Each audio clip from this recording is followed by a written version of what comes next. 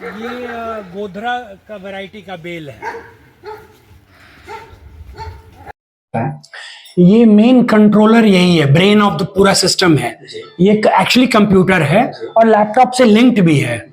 तो आप प्रोग्रामिंग उसमें कीजिए या लैपटॉप में कीजिए, लैपटॉप में करने में ज्यादा सहूलियत है और जिस तरह से आप इंस्ट्रक्शन दीजिएगा उसी तरह का रिजल्ट आपको देगा।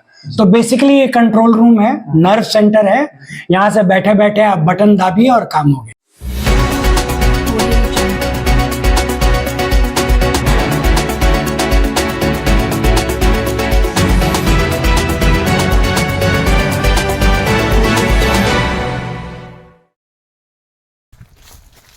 12 पैरामीटर्स ये देता है। ऊपर विंड स्पीड, विंड डायरेक्शन, पानी कितना बारिश हुआ, सोलर पैनल पे चल रहा है, लीफ वेटनेस, एम्बिएंट टेम्परेचर, सन का इंटेंसिटी कितना है, सन का मतलब रोशनी का इंटेंसिटी कितना है, सन का इंटेंसिटी कितना है। और ये जो भीतर गया है ये 3 सेंसर है जो कि सॉइल का मॉइस्चर, प्राइमरी, सेकेंडरी और सॉइल टेम्परेचर बता। एलियंस सीडलेस स्वीट लाइम जी, ये इसमें बीज नहीं होता है और इतना अच्छा इसका रिजल्ट आया है। मौसमी में बिना चीनी मिलाए आप इसको पी सकते हैं। इट बॉर्डर्स ऑन नॉट खट्टा एंड जस्ट मीठा। और बीज आपको 1 मिलेगा या 2 मिलेगा। तो ये लगभग 2200 पेड़ लगाए हैं। तो ये पूरा ब्लॉक जो है, और वो जो बड़ा पेड़ देख रहे हैं मौसमी का, वो मेरा 3 साल का एक्सपेरिमेंट था। आपने सुना होगा कि जब किसी बिहारी का दिल टूटता है तो वह आईएएस या आईपीएस बनता है, लेकिन आज हम आपको जिस शख्सियत से रूबरू कराने जा रहे हैं, जब इनका आईएएस बनने का सपना चकनाचूर हुआ तो इन्होंने एक ग्रांड अंपायर खड़ा कर दिया।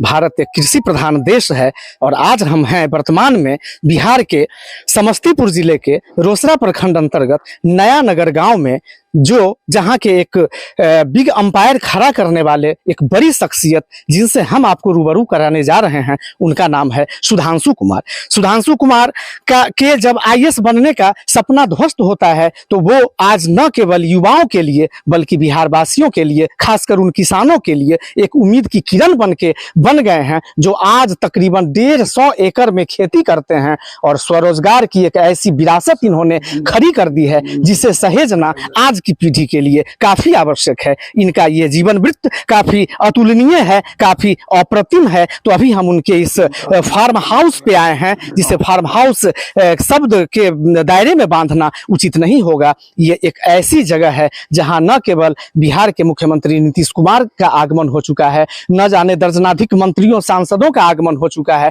और ये व्यक्ति जिनसे हम आपकी रूबरू कराने, अभी आपसे मिलवाने हम आए हैं अपने दर्शकों को, ये बड़ी बड़ी देश की बड़ी बड़ी कृषि विश्वविद्यालय के छात्र इनके यहाँ इंटर्नशिप करने के लिए आते हैं। बड़े बड़े इंस्टीट्यूशंस ने इनको अवार्ड दिया है, यहाँ तक कि इन्हें यूनेस्को ने भी सम्मानित किया है। इन्हीं तमाम पहलुओं को दिखाने के लिए हमारे साथ, हम चाहेंगे अपने कैमरामैन को दिखाएं, हमारे साथ हम थोड़ा सा परिचय लेना चाहेंगे। प्रारंभ हम यहाँ से करें। सर, क्या नाम है आपका? अमरीश कुमार शिशिर। सर, थोड़ा सा अपना परिचय है आप। मैं अमरीश कुमार शिशिर, पिताजी हमारे डॉक्टर हैं, जनरल फिजिशियन डॉक्टर आरबी राय, और मैं ऐसे बुक्स के व्यवसाय से जुड़ा हुआ हूँ। बट आज मैं यहाँ जब आया हूँ, मैं परिचय से थोड़ा इतर अगर मैं आपको कहना चाहूँ, आज मैं यहाँ किसान की फैमिली से ही मैं भी बिलोंग करता हूँ और किसानी बहुत देखी है हमने। बट यह कहने में मुझे कोई संकोच नहीं हो रहा है कि ऐसी उन्नत और वैज्ञानिक पद्धति से खेती मैं पहली बार देख रहा हूँ। प्रधानमंत्री का भी, हमारे माननीय प्रधानमंत्री जी का भी सपना है, समृद्ध देश तब होगा जब समृद्ध किसान होंगे। और समृद्ध किसान अगर कैसे होंगे वो किन्हीं को सीखना हो तो एक बार यहाँ अवश्य आए। और मैं इनकी तहे दिल से तारीफ इसलिए कर रहा हूँ कि इन्होंने तहे दिल से, पहली मुलाकात हमारी भारद्वाज सर के स्कूल पे, भारद्वाज गुरुकुल पे हुई थी। मैंने इन्हें कहा था कि मेरा पुत्र भी है जो soil and water conservation engineering से पूसा में एमटेक कर रहा है, तो एक बार मैं उसको लेके आना चाहता हूँ। इन्होंने मुझे कहा था कि मुझे बहुत खुशी होगी कि आप आइए, और आज आपका ये जो खुशी का पल था, आज आप काफी महसूस कर रहे हैं, साकार आपका हुआ जी। आप कैसे प्रेरित हुए यहाँ? हमारा घर तो बछवाड़ा पड़ता है, बेगूसराय जिला के बछवाड़ा गांव से हम बड़े दिनों से सुन रहे थे कि एक समस्तीपुर जिला में रोसड़ा के पास नया नगर गांव में एक लेटेस्ट पद्धति से खेती कर रहे हैं सुधांशु जी। वाकई आज आने के बाद ये इसका अवलोकन जब मैंने किया तो अद्भुत दृश्य देखने को मिला। बहुत कुछ सीखने को मिला कि अगर किसान क्षेत्र के यहाँ आके सीखें कि खेती कैसे की जाती है, बागवानी का देखरेख कैसे किया जाता है, तो वाकई उनका दुख, उनका कष्ट, उनकी आर्थिक स्थिति सुदृढ़ हो सकती है। जी जी, तो ये एक तरह से कहा जाए कि ये एक जीवंत प्रयोगशाला है और किसान अगर चाहें तो यहाँ आकर के अगर प्रशिक्षित हो जाएं और इनको कॉपी अगर करें तो उनको वो भी स्वरोजगार रोजगार की दिशा में एक अपना स्थान बना सकते हैं। बहुत धन्यवाद आपका सर। सर आप अपना परिचय। मेरा नाम विवेकानंद शर्मा हुआ। मैं मध्य विद्यालय मोहनपुर से सेवारत प्रधान अध्यापक रहा हूँ। आज मुझे यहाँ पे आकर के देखने का मौका मिला। सरोज जी के द्वारा, संजय जी के द्वारा बताया गया था, जो भारद्वाज जी जा रहे हैं यहाँ पे देखने के लिए। वैसे तो शिव प्रकाश जी के माध्यम से कई दफ़ा सुधांशु जी की चर्चा चली और मन में बड़ी जिज्ञासा थी कि कैसी खेती हो रही है, क्या हो रहा है, देखने की इच्छा थी और भगवान की परम इच्छा हुई। आज मैं भी आ गया और मैं ये कह सकता हूँ कि यह आने वाले भारत के वानिकी का ये एक नया उदय होगा और यहाँ से बहुत सारे लोग सीख के जाएंगे। और लोग वो जो कहते हैं खेती में कुछ रखा नहीं है, मेरा ये इनको देख करके, इनके प्रयास को देख करके और इनके फसल को देख करके मुझे ये लगता है, कौन कहता है आसमान में छेद नहीं हो सकता है, एक पत्थर दिल से उछालो यारो। बहुत बढ़िया, बहुत बढ़िया। हमारे साथ और अतिथि हैं, ये इनसे जरा हम परिचय करवाएं। ये खुद एक कृषि एग्रीकल्चर, अपना परिचय ये खुद देंगे। क्या नाम है आपका? मेरा नाम ज्ञान प्रकाश है और मैं soil and water conservation engineering कर रहा हूँ और यहाँ पे आके मेरे को बहुत अच्छा लगा। यहाँ पे इतना इनोवेशन हो रहा है, बहुत अच्छा इनोवेशन है और मैं चाहता हूँ कि मैं अपने दोस्तों को भी यहाँ पे लेके आऊँ, वो लोग आके देखे और इसके बारे में और समझे और जाने। तो विश्वविद्यालय का जो थियोरिटिकल एजुकेशन होता है और आपने यहाँ चंद घंटे बिताए हैं, तो प्रैक्टिकली क्या डिफरेंस आप पाते हैं? वैसे वो प्रैक्टिकली यहाँ काफी डिफरेंस आता है। मतलब वो जो आप वहाँ पढ़ते हैं और जो आप यहाँ करते हैं, उन दोनों चीजों में मतलब आप काफी प्रेरित हुए और कृषि के क्षेत्र में, चूंकि आपने जब कृषि एग्रीकल्चर से अपनी स्टडी आप कर रहे हैं, तो आपकी भी तो इच्छा हो कि मैं भी कुछ अच्छा करूं, तो यहाँ आकर के आप काफी प्रेरित हुए। जी बिल्कुल। चलिए, बहुत धन्यवाद। ये है किसान पृष्ठभूमि से आते हैं। आज आपने यहाँ का भ्रमण किया, क्या कहना चाहेंगे संक्षिप्त? हम बहुत मशीन लगा के स्प्रे खुशी हुए बहुत देख करके। हम लोग भी प्रयास करेंगे सर जैसा कैसे चलता है, जगह किसानों को कहें मॉडल चला के। जी जी, तो हमारे साथ हैं Anglo Indian public school Samastipur Sahebpur Kamal के प्रिंसिपल। इनके साथ आने का आज मौका मिला सुधांशु सर के इस आधुनिक वानिकी को देखने का, समझने का। तो सर, आप यहाँ घंटों आपने अपना समय गुजारा है, कुछ अपना अनुभव शेयर करें। देखिए, यहाँ आने से पहले काफी उत्सुकता थी, भारद्वाज जी सर से भी बात हुई थी, तो हम लोग काफी उत्सुक थे। और यहाँ जिस तरीके से एक इनोवेटिव तरीके से और एक कहते हैं ना कि ऐसा कमर्शियल तरीके से जो खेती हो रही है, तो निश्चित रूप से किसानों के लिए और वैसे छात्र जो साइंस या एग्रीकल्चर की पढ़ाई कर रहे हैं, उनके लिए ये एक बहुत बड़ा motivation as well as inspirational चीज़ है। और खास करके मैं तो चाहूँगा कि हमारे अलावा ऐसे किसान जो आसपास के हैं, या डिस्ट्रिक्ट के किसान या दूर के किसान, वो यहाँ आए और जो वो एक मिथ बना हुआ है कि खेती में कुछ रखा नहीं है, यहाँ आने के बाद उनको लगेगा कि एक इनोवेटिव तरीके से खेती करने से खेती में बहुत ज्यादा फायदा है, किसान को फायदा होगा। बहुत हम लोग खुश हैं और मैं सुधांशु जी को बहुत बधाई भी देता हूं कि वो एक बहुत मोटिवेशनल चीज है किसान के लिए। बहुत अच्छा लगा। हमारे साथ हैं ग्राम पंचायत राज समस्तीपुर के तीसरे बार कंटिन्यू सरपंच रह चुके मनोज कुमार सिंह। इनकी भी जो पृष्ठभूमि है ये भी एक किसान परिवार की है। कैसा लगा आपको मनोज जी यहाँ आकर के? मैं सबसे पहले धन्यवाद श्री प्रकाश सर जी को देना चाहता हूं कि विद्यालय के स्थापना दिवस पर इन्होंने अपने मन से कहे थे कि शिक्षा का मतलब नौकरी नहीं, शिक्षा के अलावे लोग बहुत कुछ बिजनेस कर सकते हैं, खेती कर सकते हैं। आज मैंने इनके प्रयास से, हालांकि हम 1993 से आ रहा हूं, लेकिन इतना नहीं देखा।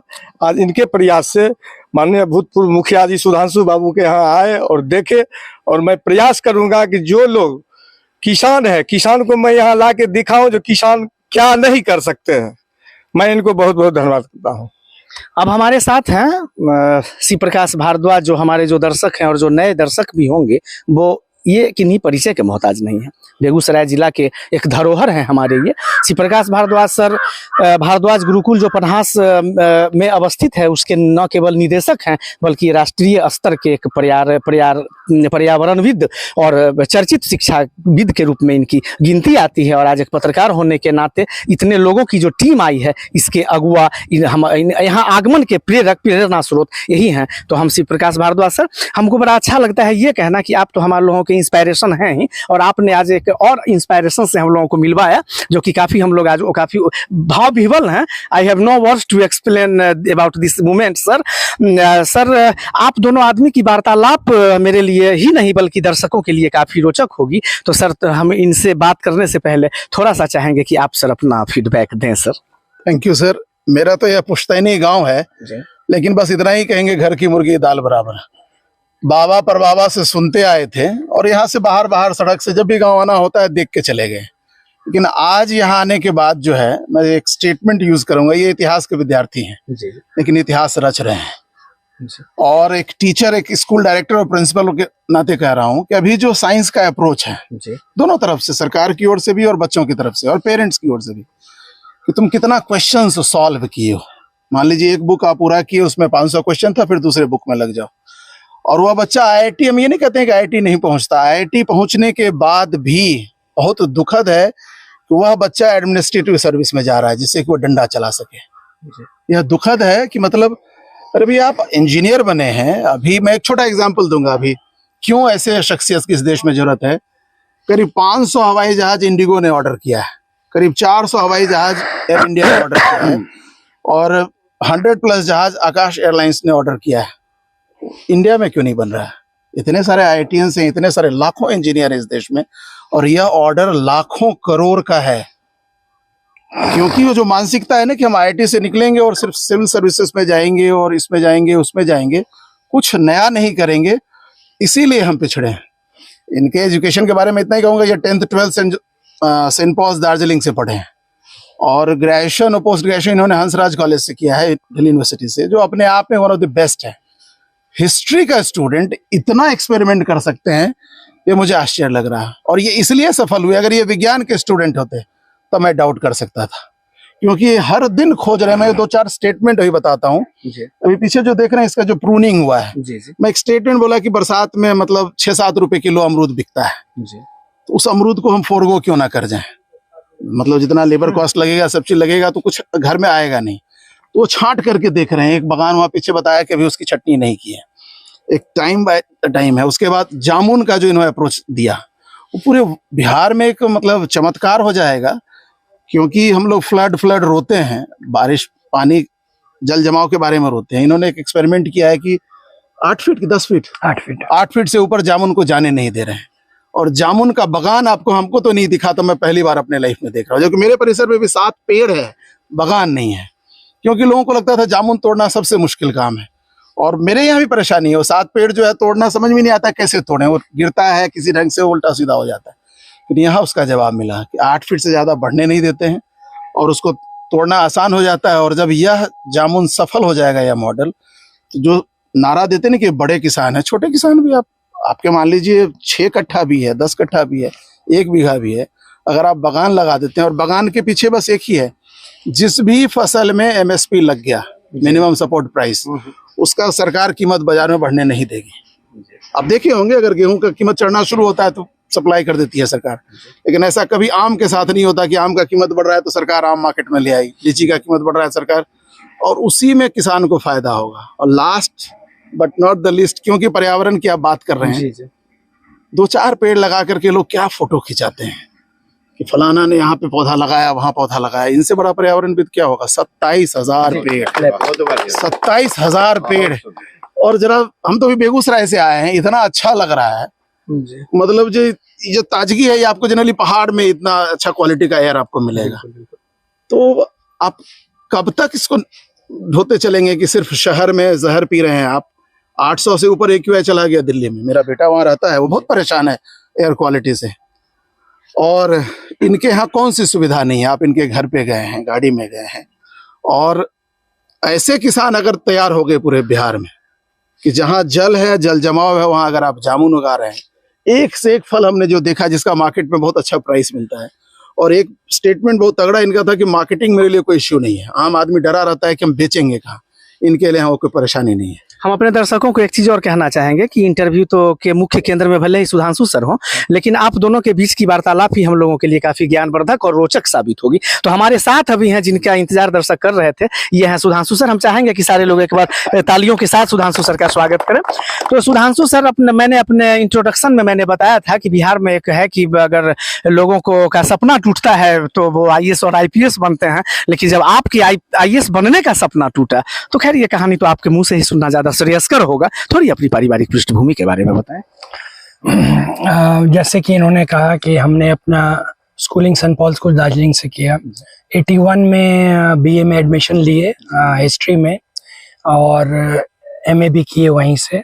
फिर 1-2 साल IAS की तैयारी किए, और लेकिन मेरा मन था गांव में। और उस समय बहुत अच्छा एक ultra modern dairy farm, ultra modern, उस समय तो डेयरी बिहार में थी भी नहीं, RU पूसा में जो था। तो घर आए, चूंकि पिताजी का सपोर्ट चाहिए था, क्योंकि कोलैटरल चाहिए, बैंक फाइनेंसिंग चाहिए। उस पे हम बाद में आएंगे। हाँ। हमें थोड़ा सा ये बताएं कि जैसा हमारी जानकारी मिली है कि आपके पिताजी शायद दुर्गा प्रसाद सिंह जो सिन्हा, दुर्गा प्रसाद सिन्हा, वो उस जमाने में तकरीबन 1600 एकड़ की जमीन के मालिक जी, थे। जी। और उसके बाद 1952 में उन्होंने उस समय 1952 में उन्होंने एक विदेशी कंपनी का कोई ट्रैक्टर वगैरह लाया था। जी। तो कहा जाए कि आपके जो DNA में जो है वो एग्रीकल्चर जी, पहले से बिल्कुल रहा है। बिल्कुल। ग्रैंडफादर 1952 में कैटरपिलर ट्रैक्टर खरीदे। जी। पिताजी लेट 60s अर्ली 70s में एक semi automated seed production line setup किए। 1978 मक्का नहीं, 72 में। जी जी जी। 72-73 में शुरू हो गया था। तो फैमिली में ऑलरेडी मतलब लीक से हट के काम करना था। जी जी। लेकिन मेरे पिताजी चाहते थे कि हम IAS ऑफिसर बने। तो जब हम डेयरी प्रोजेक्ट लेके घर आए तो वो तो फाड़ के मुंह पे फेंक दिए कि तुमको भेजे IAS ऑफिसर बनने के लिए, खेती करना होता तुम वो बेचते क्यों, इतना खर्चा क्यों किए। गुस्सा में हम जाके जॉब के लिए अप्लाई किए, और हमको टाटा टी गार्डन मुन्नार में असिस्टेंट मैनेजर का नौकरी मिला। हम उनको कॉल लेटर भेज दिए कि चले हम IAS सर, उसमें प्रीलिम्स क्लियर कर लिए थे, मेन में बैठना, हम नहीं कुछ नहीं बैठेंगे। चले, बोले कि टिकट कटा लिए, जा रहे हैं। तो बिल्कुल लाचार होके उनको लगा कि अब तो बेटा हाथ से निकल जाएगा, तो बुलाए वापस कि चलो खेती करो तुम।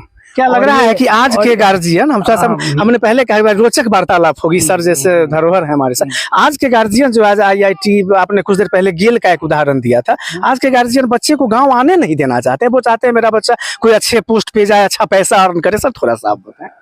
सर, उसका दुष्परिणाम पूरा देश झेल रहा है। आप कब तक कहेंगे कि फलाना का बेटा सुसाइड कर लिया? आज कौन सा कैंपस है, आप चले जाइए किसी, मैं तो करीब करीब हर कैंपस में, अच्छे कैंपस में गया हूँ, पूरे देश में गया हूँ। जो नशा का हाल है, आप IIT कैंपस चले जाइए, एम्स चले जाइए, किसी भी अच्छे यूनिवर्सिटी में चले जाइए, बच्चे नशा क्यों कर रहे हैं? अगर वो बहुत खुश हैं तो नशा क्यों कर रहे हैं? अगर वो करियर में बहुत खुश हैं तो इतना जो रिश्ते में जो खटास आ रहा है वो क्या है? इसका मतलब वो सेटिस्फाइड नहीं है अपने लाइफ से, बिल्कुल नहीं है। और मेरे तो ढेर सारे बैचमेट्स और अब तो ढेर सारे स्टूडेंट्स हैं, दुनिया को लग रहा है बहुत सारे रिलेटिव्स हैं जो अच्छे पद पर हैं, लेकिन जब आप उनसे पर्सनल बात कीजिए अकेले में, सबों के सामने में, तो वो अपना दुखड़ा रोएगा। तो उस समय इनके पिताजी का जो ये डिसीजन था वो आज तो फ्रूटफुल साबित हो रहा है। फ्रूटफुल हो रहा है। मुझे जरा ये बताइए, पूरे बिहार में कौन ऐसे आदमी हैं जिनको नेशनल अवार्ड मिला है? कौन आदमी है जो यूनाइटेड नेशंस के एडवाइजरी काउंसिल में है, यूनाइटेड स्टेट्स के एग्रीकल्चर डिपार्टमेंट के एडवाइजरी काउंसिल में, और आप तो सर्टिफिकेट घर पर देख करके आए हैं? कौन ऐसे लोग हैं जो ऐसी जिंदगी जी रहे हैं? मैं ओपन कहता हूँ, मुख्यमंत्री जी का भी आवास इतना बड़ा नहीं है। बिहार के जो सर्वे सर्वा हैं, मैं उनके आवास पे गया हूँ, इनका आवास 5 एकड़ में है, घर में रहने वाले तो 4 आदमी हैं। तो वह सुविधा जो किसान के पास अवेलेबल है। और इस गांव में आप कहीं भी जाकर के देखिए, आप जो पूरे रास्ता हम लोग आए हैं, इनको देख करके जो लोग कहते हैं कि ये बड़े किसान हैं, लेकिन अब छोटा छोटा खेत में भी आप देखेंगे फेंसिंग था, जी बिल्कुल, प्रूनिंग था, बिल्कुल, जो पौधा है, जो कौन सा वैरायटी आम लगना है, कौन सा वैरायटी वो था, वो ज्ञान कहाँ से आया? ये पूरे दुनिया से समेट करके लाए। और आज, और मैं भी, क्योंकि मुझे पौधा बहुत पसंद है, हम लोग तो आपस में चैट करते हैं, और ये लागू करने वाले हैं, मतलब प्रैक्टिकली यहाँ से सीख करके जा रहे हैं। दुखद बताते हैं क्या है, मैं एज ए टीचर बता रहा हूँ, ये किसी किताब में नहीं है। 12th तक की आप पढ़ाई करेंगे, बच्चे खूब पढ़ रहे हैं, बच्चों को याद क्यों नहीं है? क्योंकि वो बहुत उबाऊ है, बहुत उबाऊ है। वो एंट्रेंस एग्जाम दे दो, पास कर जाओ, किसी इंजीनियरिंग करने के बाद भी जो है बच्चों को पता नहीं है और सब झेल रहा है। सर ऐसे ऐसे इंजीनियर हैं जो रोज पुल गिर रहा है, क्यों गिर रहा है? प्रैक्टिकल नॉलेज नहीं है, किताबी ज्ञान है। किसान भी इसलिए असफल हो रहे हैं। पंजाब के किसान असफल क्यों नहीं होते? हरियाणा के क्यों नहीं होते? वहां जितना दूध का प्रोडक्शन हो बिहार में क्यों नहीं होता? क्योंकि वहां पे ढेर सारा एग्रीकल्चर यूनिवर्सिटी एकदम फंक्शनल है। बड़ा मुश्किल है वहां, और उनको ले जाते हैं स्टूडेंट को भैंस के साथ, गाय के साथ। कहाँ है जरा पूरे बिहार में बताइए? हम लोग कहते हैं कि एग्रो बेस्ड इंडस्ट्री है पूरे बिहार का, किस जगह है? और ये है एक फंक्शनल। और दूसरा, अगर आपको उद्योगपति बनना है तो उसका नजरिया बदल लीजिए। ये आपका रॉ मटेरियल है जी और फैक्ट्री भी आप इनका देख चुके हैं बिल्कुल। अभी आप सुने थे ना कि 6 लाख रुपए का तो सिर्फ ये जलावन बेचते हैं। जी सिर्फ मेरे ख्याल से 1.5 लाख, क्योंकि काटने का व्यवस्था ये कर ली है, तो 6 लाख रुपए का तो इनका सिर्फ जलावन बिक जा रहा है। वो भी इनको कहीं जाना नहीं पड़ता है। कोई डेयरी वाले आ रहे हैं, कोई बिस्किट फैक्ट्री वाले आ रहे हैं, कहीं ये तो बोले तो सिमरिया शमशान घाट के लोग भी लकड़ी यहाँ से ले जाते हैं। अब इनकम जोड़ लीजिए। बिल्कुल। अगर ये नौकरी कर रहे होते तो 6 लाख में सिर्फ एक जलावन का कहानी बता रहा हूँ, उस सैलरी के लिए मारामारी हो रहा है। अब पूरे राज्य में देखिए क्या बवाल मचा हुआ है। और बाकी जो है the amount is in crore, declared है, कोई छिपा हुआ नहीं है। सरकार के डेटा में है कि इनकी क्या कमाई है। थोड़ी देर पहले आपने इंडिकेट किया था कि वो टैक्स की बात लोग, उस पर हम आएंगे बाद में। तो सर वो जब पिताजी ने आपका डेयरी का जो प्रोजेक्ट था उसको जब फाड़, उसके बाद तो हम नौकरी करने के लिए चले गए। मिल भी गया नौकरी इत्तेफाक से, वो भी टाटा के चाय बागान में, असिस्टेंट मैनेजर 87 में, 4000 सैलरी, बुलेट मोटरसाइकिल, बंगला, खानसामा, माली, मतलब क्रॉकरी और कटलरी तक का लिस्ट भेजे थे क्या मिलेगा। तो पिताजी को लगा कि अब तो लड़का हाथ से निकल जाएगा। तो सामने जो आप बागीचा देख रहे हैं, जो पुराना वाला जी, उस समय बिल्कुल खंडर था, वो जंगल में। तो वो उन्होंने इस उम्मीद में दिया कि 2-4 महीना में खुद मतलब यहाँ से भागेंगे ही, परेशानी देख के। इत्तेफाकन क्या हुआ, उस बागीचा से पिताजी को कभी 15 से 20 हजार रुपए ज्यादा नहीं आता था। With in 1 year of scientific management Pusa के हेल्प से हमने फर्स्ट ईयर उस आम के बागीचे को, हम बात कर रहे हैं 91 की, 1,35,000 में बेचे विद इन 1 ईयर। और पिछले सीजन मैंने आपको कहा कि उसी बागीचा को हम 27 लाख रुपए में बेचे। तो ये पोटेंशियल है। जरा सा नॉलेज, टेक्नोलॉजी आप इंट्रोड्यूस कर दीजिए किसी भी खेती के काम में, 1 रुपए लगाइएगा 3 वापस आएगा। बिल्कुल। कोई बिजनेस नहीं देने वाला है इतना। जहाँ आप 1 लगाएं और 3 आए, मतलब 1 काट दिए 2 प्रॉफिट हो। तो सर अभी कुल कितने एकड़ में आप खेती कर रहे हैं? मतलब अभी हम टोटल, हमारा फैमिली जो है लगभग 130-40 एकर्स में खेती कर रहे हैं। और ये 100% अब बागीचा लगा दिए। जी। तो थोड़ा सा सर इसकी कुछ विशेषताओं को थोड़ा सा संक्षिप्त में बताएं। जैसे हमारा गोल है कि मेरा कहना है किसान को कि अनाज की खेती बंद। अब बंद का मतलब ये नहीं है कि फिर आप कहिएगा फिर अनाज कहाँ से आएगा। या तो वो 1/3 में अनाज करें और रेस्ट में फल करें, या 1/3 किसान अनाज करना छोड़ दें। इससे फायदा क्या होगा, ये ग्लट जो है हमारे FCI गोडाउन में ये कम हो जाएगा, उसका कॉस्ट बढ़ेगा। तो जो किसान गेहूं मक्का कर रहे हैं उनको सही मूल्य मिलेगा। और जो किसान चाहते हैं कि हैंड टू माउथ नहीं रहें, उनको फ्रूट में जाना होगा, चाहे वेजिटेबल में जाएं या फ्रूट में जाएं। क्योंकि अगर आप गेहूं करते हैं तो आपको 1 बीघा में, बहुत अच्छे किसान है तो 35,000 रुपये प्रॉफिट होता है। मक्का कीजिएगा, अभी का रेट छोड़ दीजिएगा, औसतन 2,000 रुपये का रेट लीजिए तो 39,000 रुपये प्रॉफिट मिलेगा। ये अमरूद आप सामने में देख रहे हैं, 1 लाख रुपए प्रॉफिट देता है। वो ड्रैगन फ्रूट जो हम आपको दिखाए वो 10 लाख रुपए प्रॉफिट देता है, बीघा की बात कर रहे हैं खर्चा काट के। वो मौसमी जो आप देख रहे हैं वो 3.5 लाख रुपए प्रॉफिट देता है। अभी हम आपको स्ट्रॉबेरी दिखाएंगे अगले खेत में, 6 लाख रुपए प्रॉफिट देता है। केला आपको दिखाएंगे, 2.25 लाख रुपए प्रॉफिट देता है। अगर आप उसको पका के बेचेंगे 3.25 लाख रुपए प्रॉफिट देता है। तो हम मक्का गेहूं में क्यों टाइम बर्बाद करें? जब धूप में ही खड़ा रहना है तो हम तिगुना क्यों नहीं कमाएं? तो सर आपके इस अचीवमेंट से यहाँ के आसपास के जो फार्मर्स हैं वो इम्प्रेस्ड होकर के कुछ अपनी जीवन शैली बिल्कुल। मैं चूंकि मतलब अधिकतर लोग जो आते हैं हमसे मिलने, वो उतना टाइम लेके नहीं आते हैं। हमारे यहाँ half time is not enough.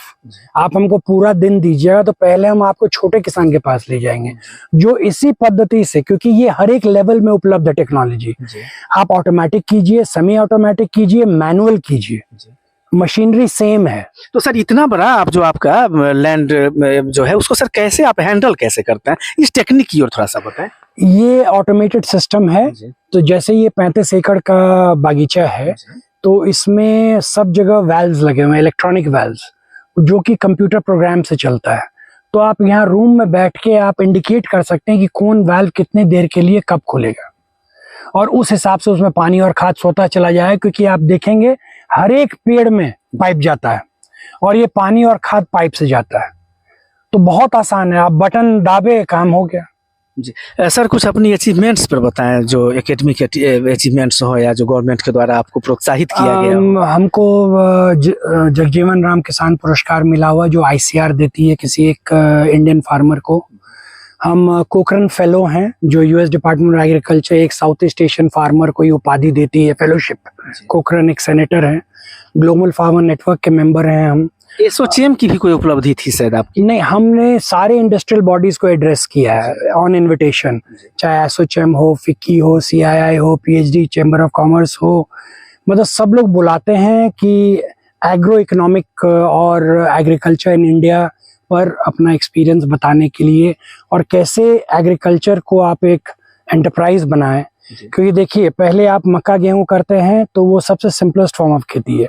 जैसे आप हॉर्टिकल्चर में आए, आप वैल्यू एडिशन करना शुरू कर दिए, उसको पकाए तो वैल्यू एडिशन किए, उसको हम कार्डबोर्ड में पैक किए तो और वैल्यू एडिशन किए। अब देखिए नेक्स्ट स्कोप क्या है मेरे जाने का, हम फैक्ट्री खोल सकते हैं और इसी रॉ मटेरियल को हम पल्पिंग कर सकते हैं, कट फ्रूट कर सकते हैं, कैनिंग कर सकते हैं। स्कोप अनलिमिटेड है। सर निर्यात की दिशा में क्या कर रहे हैं अपने? हमने कोशिश किया था, हमने दुबई भी भेजा था लीची, लेकिन मेरा मानना है लीची और आम जैसे फल को अगर हम, खास करके लीची को हम साउथ इंडिया और वेस्ट इंडिया भेजें तो बाहर भेजने से ज्यादा पैसा है। ये नीतीश कुमार का भी आगमन यहाँ हुआ था, बिहार के मुख्यमंत्री। जी, 2019 में मार्च में वो आके इसका उद्घाटन किए थे। ये फर्स्ट ऑटोमेटेड सिस्टम बिहार में हुआ जी। और इतने बड़े पैमाने पर माइक्रो इरिगेशन इससे पहले हमने लीची में लगाया। तो 4 स्टेज से हम गुजरे हैं, flood irrigation, drip irrigation and sprinkler system, ये डिसेंट्रलाइज्ड ऑटोमेटेड सिस्टम, और इसके बाद हम आपको दिखाएंगे कंप्लीटली सेंट्रलाइज्ड ऑटोमेटेड सिस्टम। वो सबसे लेटेस्ट टेक्नोलॉजी है। तो मेरा मानना है कि किसान को टेक्नोलॉजी से हाथ मिलाना होगा, उसको डरना नहीं है टेक्नोलॉजी से। और गवर्नमेंट तो हर एक कदम पर हेल्प कर रही है, इतना सब्सिडी है माइक्रो इरिगेशन 80%, 90%। तो अब अगर किसान नहीं जागेगा तो कब जागेगा? विडंबना क्या है कि किसान सब्सिडी को ही इनकम समझ लिया है। सब्सिडी इनकम नहीं है, ये एक आपको प्लेटफॉर्म प्रोवाइड किया जाता है आपकी तरक्की के लिए। जैसे 2007 में हमने सब्सिडी लिया, माइक्रो इरिगेशन लगाया और उसके आमदनी से हम ग्रो किए। तो बहुत अच्छा लगा जब डॉक्टर श्रवण कुमार जो हमारे DM थे, जिस समय हम माइक्रो इरिगेशन वही लगवाए लीची में, और जब वो सेक्रेटरी बने एग्रीकल्चर और फिर देखने आए तो वो देख के बहुत खुश हुए कि जहां कहां से हम शुरू किए थे, हम शुरू करवाए थे, और वो किसान उसके बदौलत आज कहां तक पहुंचा हुआ है। सब्सिडी तो आप सब्सिडी का सदुपयोग, और आप में एक एंटरप्राइज होना चाहिए, लीक से हट के खेती करना और मशीन और टेक्नोलॉजी का इस्तेमाल करना। अगर आप मेरे खेत पर आके आप डर जाइएगा कि बाप रे बड़े किसान है, ये कैसे संभव होगा, तो इसीलिए हम हमारे यहाँ जो भी आते हैं घूमने के लिए, पहले हम अपने गांव के 25 छोटे किसान के पास ले आते हैं जो सेम चीज कर रहे हैं, तब उनको भरोसा होता है, तब वो हमारा चीज। हम भी अमेरिका गए थे US डिपार्टमेंट ऑफ एग्रीकल्चर के इन्विटेशन पर, तो हमको जिस किसान के पास ले गया 1 लाख हेक्टर, 50,000 हेक्टर, तो हम भी तो दुम दबा के चुपचाप भाग आते कि बाप रे ये संभव नहीं है। लेकिन जो भी चीज हम वहां देखे, हम अपने लेवल पर उसको यहाँ धरातल पे उतारे। सर एक इसी तरह जो छोटे किसान हमारे गांव में आधा एकड़, 1.5 एकड़, 2 एकड़ वाले किसान, परसों नवादा से 50 किसान आ रहे हैं, तो हम पहले उनको छोटे किसान के ही ले जाएंगे, जिससे उनका हिम्मत बनेगा, और तब हम टेक्नोलॉजी शो करेंगे आप कहाँ तक जा सकते हैं। तो इससे होता है क्या कि वो डिमोरलाइज नहीं होता है। तो हम जल्दी अपने यहाँ जो भी किसान आते हैं, हम पहले अपने यहाँ नहीं लाते हैं, पहले अपने गांव के आधा एकड़, 1 एकड़, 1.5 एकड़ वाले क्या ले जाते हैं, जिससे उसको लगे कि अरे ये तो हम भी कर सकते हैं। इंटर्नशिप के लिए भी स्टूडेंट्स आते हैं यहाँ। RAU पूसा अपने फाइनल ईयर स्टूडेंट्स को फार्म 1 डे फार्म विजिट के लिए यहाँ भेजती है कि जाके देखिए प्रैक्टिकली कैसे किसान एक एंटरप्रेन्योर भी हो सकता है, एक बिजनेसमैन भी हो सकता है, और कैसे प्रॉपर सिलेक्शन ऑफ अगर आप प्रोडक्ट करें तो आपकी आमदनी कैसे बढ़ सकती है। सर एक बयान आपका हालिया दिनों में काफी चर्चित हुआ था कि आप बेगूसराय के जो सांसद हैं केंद्रीय मंत्री गिरिराज सिंह, उनको आप कृषि मंत्री के रूप में देखना चाहते हैं। जी बिल्कुल बिल्कुल, इसलिए क्योंकि उनका टीवी पर लोगों के सामने जो रूप हो, लेकिन हम लोग उनसे बहुत इंटरेक्ट किए हैं और वो जितनी बारीकी से पूछते हैं और फॉलो अप करते हैं, उनके फॉलो अप से तो डर लगता है। कोई चीज बोल दिए, उसको फॉलो अप किए, रिजल्ट क्या हुआ, ये क्या हुआ, ये क्या हुआ, एक सिनॉप्सिस बना के दो, उसका ये थ्योरी लिख के दो, एक समरी लिख के दो, तो उतनी गहराई तक जाते हैं। तो हम लोग को तो एक एग्रीकल्चर मिनिस्टर चाहिए ना जो हम लोग से उस लेवल पर इंटरेक्ट करे। MOU के सिग्नेचर के संबंध में शायद आपकी कोई चर्चा हुई? अब वो बार बार कहते हैं कि चूंकि केला की खेती हम बहुत बढ़ाएं और गांव में लगभग 100 बीघा केला की खेती हो रहा है, तो वो बता रहे थे कि आजकल केला के रेसे से फाइबर निकलता है, तो वो कह रहे थे कि आप क्यों नहीं MOU साइन करते हैं किसी के साथ कि दोनों चीज का फायदा हो, रेसा भी निकले, फल भी हो, और शायद कोई केमिकल भी उससे ऑयल निकलता है। जी। तो वो उस लेवल पे चले जाते हैं एकदम। आप सोचिए आम वो इमली तक पहुंच जाते हैं। तो संवाद सत्र के आखिर में सुधांशु सर किसानों को अपना वैल्यूएबल मैसेज देंगे, उससे पहले हमारे साथ श्री प्रकाश भारद्वाज सर हैं। हम चाहेंगे सर संक्षिप्त में जो टैक्स की बात हो रही थी उसको थोड़ा सा आप क्लियर करें। नहीं, अभी जैसे आप देखेंगे जब बजट का टाइम सामने है कि लोग टैक्स टैक्स टैक्स, ये तो करोड़ों रुपए कमाते हैं जी, और सरकार को बताते हैं कि कमाते हैं, छिपाते नहीं हैं, क्योंकि बैंक से ट्रांजैक्शन होता है और टैक्स इनको नहीं देना पड़ता है। तो ये भी तो बहुत बड़ा अट्रैक्शन है। आप 10 लाख से ऊपर जाते ही परेशान हो जाते हैं जो भी सैलरीड वर्ग है। और अगर आप ये सोचते हैं कि जॉब में रिस्क नहीं है, तो जो जॉब कर रहे हैं उनसे जाकर के जार पूछिए, आपको जवाब मिल जाएगा। हर जॉब में करीब करीब सभी लोगों से, रिश्तेदार हों, परिचित हों, मित्र हों या स्टूडेंट हों, अगर आप इनके जैसा जीवन जीना चाहते हैं, बहुत कम लोग हैं। मैं तो सर एक शिक्षाविद होने के नाते जो न्यू जनरेशन है उनको सर थोड़ा सा मैसेज। बिल्कुल, देखिए न्यू जनरेशन को मुझे बहुत बुरा लगता है, क्योंकि मैं देखता हूँ 20,000 25,000 रुपए के लिए, एक इंजीनियर की सैलरी की मैं बात कर रहा हूँ, मैं अशिक्षित आदमी की बात नहीं कर रहा हूँ। जो इंजीनियरिंग करके गया है वो बैंगलोर जैसे शहर में, मुंबई जैसे शहर में, दिल्ली जैसे शहर में, और वह डरा हुआ है कि घर कैसे आए कि मेरी बेइज्जती हो जाएगी, और वह इतना डरा हुआ, और उसकी शादी हो गई तो और परेशान है कि अब खर्च कहाँ से निकलेगा। लेकिन माँ बाप समझने के लिए तैयार नहीं, वो जी कैसे रहा है उससे पता तो कीजिए, नहीं तो आप खो देंगे, संतान खो देंगे, उसके बाद फिर आपके पास कुछ नहीं बचेगा। ड्रग एडिक्शन इतना तेजी से बढ़ा है क्योंकि उसकी जो जरूरतें हैं, बहुत लोग चोरी छिपे अपने घर से पैसा भेज रहे हैं, वो EMI तक भी नहीं भर सकता, कारण वहाँ इतने इंजीनियर्स हो गए हैं, इतना सप्लाई बढ़ गया है और यहाँ लोग नहीं है। यहाँ तो सुखद संभावना दिखती है ना सर। मैं ऐसे ऐसे घर में देख रहा हूँ जिनके पास मतलब इतना जमीन है जिसको आप पूछ नहीं सकते, और वो भी जो है क्या कर रहे हैं, तो BA LLB कर रहे हैं, फिर उस जमीन का क्या होगा। और दूसरा जो इकोनॉमिक पॉइंट ऑफ व्यू है, अब जैसे एक्टिव इनकम के लिए आप ठीक है आप जॉब में चले गए, पैसिव इनकम जरा बताइए इनसे किन के पास ज्यादा होगा। आज के रेट ऑफ इंटरेस्ट अगर आप बात करेंगे तो हर 10 साल में जमीन का कीमत 2 गुना हो जाएगा। अगर इनके पास आज 100 करोड़ का जमीन है तो बिना कुछ किए हुए 10 साल के बाद वो 200 करोड़ हो जाएगा। कौन सा पेशा देगा ये?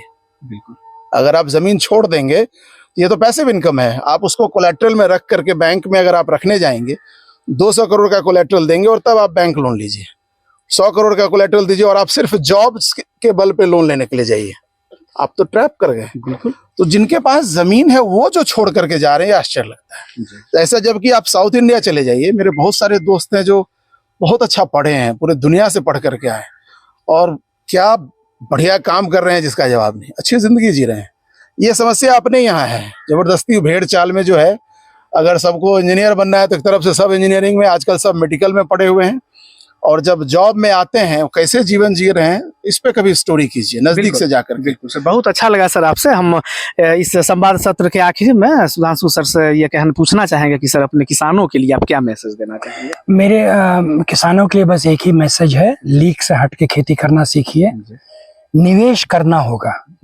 कोई भी आपको पैसा खींच के लाता है, आप निवेश नहीं कीजिएगा आपका इनकम नहीं बढ़ेगा। आप सरकार के भरोसे बैठे रहिएगा, आपको इनकम नहीं मिलेगा। सरकार ऑलरेडी आपको सब्सिडी दे रही है ना, उस सब्सिडी को लीजिए और आगे बढ़िए, लीक से हट के खेती कीजिए, टेक्नोलॉजी और नॉलेज से हाथ मिलाइए और फिर देखिए खेती में क्या मजा है। बहुत बहुत धन्यवाद सर आपका।